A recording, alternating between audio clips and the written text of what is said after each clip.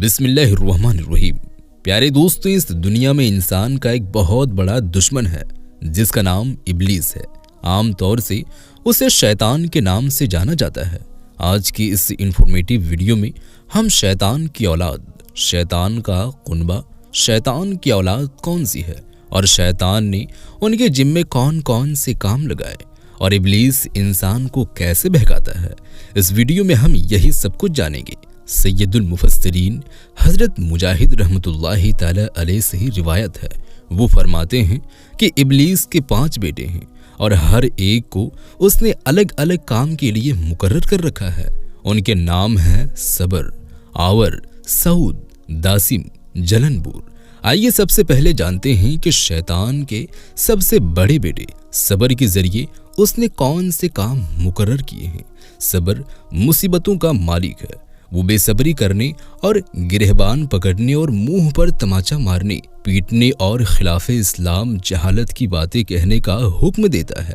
شیطان کا دوسرا بیٹا آور جنا کاری کا مالک ہے، جو جنا کا حکم دیتا ہے اور اس کو خوبصورت دکھاتا ہے۔ سعود جو آدمی کو جھوٹا کہلواتا ہے تو وہ دوسرے شخص کو خبر دیتا ہے، پھر وہ شخص اپنی قوم میں جا کر کہتا ہے، میں نے ایک شخص کو دیکھا جس کو میں شکل سے پہچانتا ہوں لیکن اس کا نام نہیں جانتا، اسی نے یہ بات مجھے بتائی۔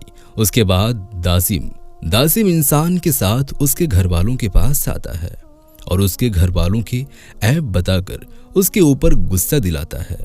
اس کے بعد نمبر آتا ہے جلن بور کا۔ جلن بور بازاروں کا نگران ہے، جس نے اپنی گمراہی کا جھنڈا بازاروں میں گاڑ رکھا ہے۔ جب صبح ہوتی ہے تو ابلیس اپنی شیطانی فوج زمین پر پھیلا دیتا ہے اور سب سے پہلے کہتا ہے، جو مسلمانوں کو گمراہ کر کے آئے گا میں اس کو تاج پہنا دوں گا۔ جب شیطانوں کا یہ لشکر اپنے اپنے فتنہ پھیلا کر شام کے وقت واپس آتے ہیں تو اس میں سے ایک شیطان اپنا کارنامہ سناتے ہوئے کہتا ہے، میں فلاں آدمی کے پیچھے پڑا، یہاں تک کہ اس نے اپنی بیوی کو طلاق دے دی۔ شیطان کہتا ہے، ان قریب وہ دوبارہ شادی کر لے گا، لہٰذا تو نے کوئی بڑا کام نہیں کیا۔ اور پھر ایک شیطان کہتا ہے، میں فلاں آدمی کے پیچھے پڑا رہا، یہاں تک کہ اس نے اپنے والدین کی نافرمانی کی۔ تو شیطان اس کے جواب میں کہتا ہے، ان قریب وہ ان کے ساتھ نیکی اور اچھا سلوک کرنے لگے گا، تم نے کوئی بڑا کام نہیں کیا۔ ایک اور شیطان کہتا ہے، میں فلاں شخص کے پیچھے پڑا رہا، یہاں تک کہ اس نے شراب پی لی، تو شیطان کہتا ہے، تو نے اچھا کام کیا۔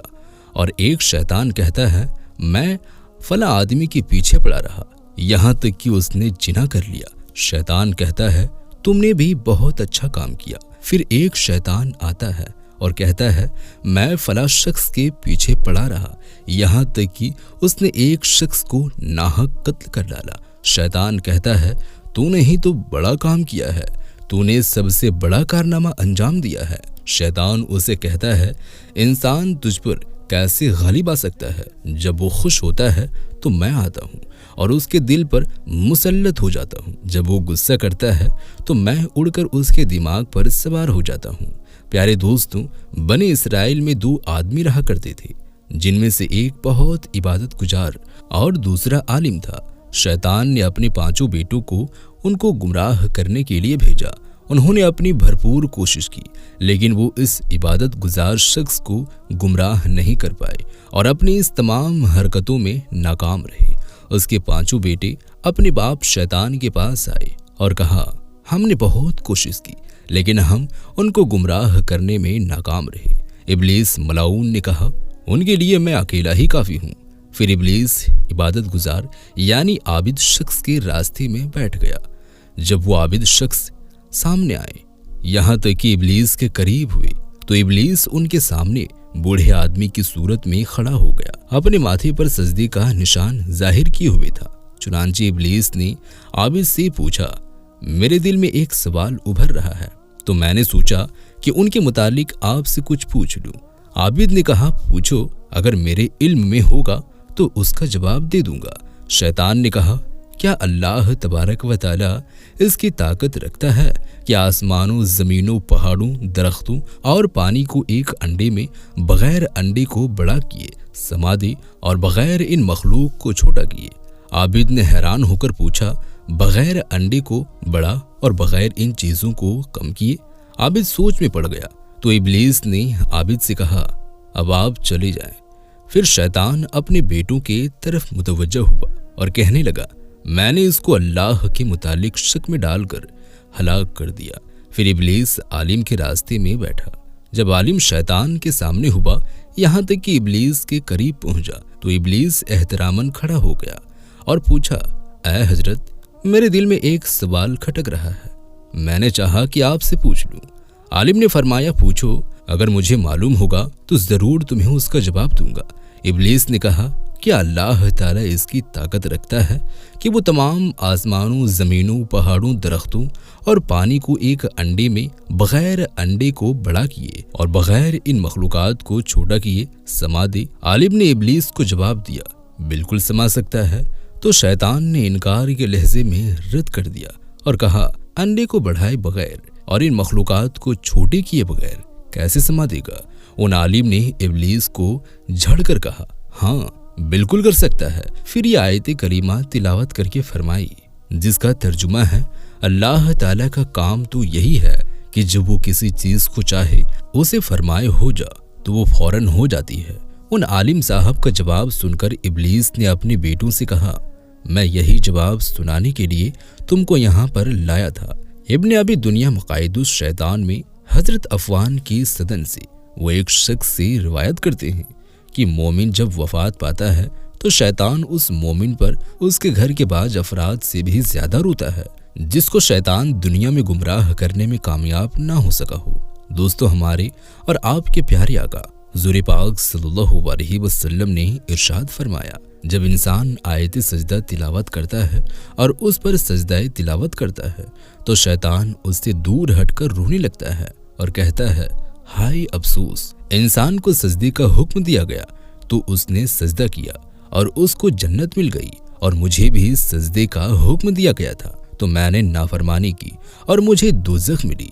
तो दोस्तों, एक और जगह पर हजरत अबू हुरैरा रदियल्लाहु ताला अन्हु से रिवायत है कि रसूल करीम सल्लल्लाहु अलैहि वसल्लम ने इरशाद फरमाया, जब कोई आदमी आयत सजदा तिलावत करता है फिर सजदा करता है तो शैतान एक तरफ होकर रोने लगता है और कहता है, हाय अफसोस, इब्ने आदम को सजदा करने का हुक्म हुआ तो उसने सजदा किया और जन्नत में चला गया, और मुझे सजदा करने का हुक्म मिला था, मैंने नाफरमानी की और जहन्नम रासीद हो गया।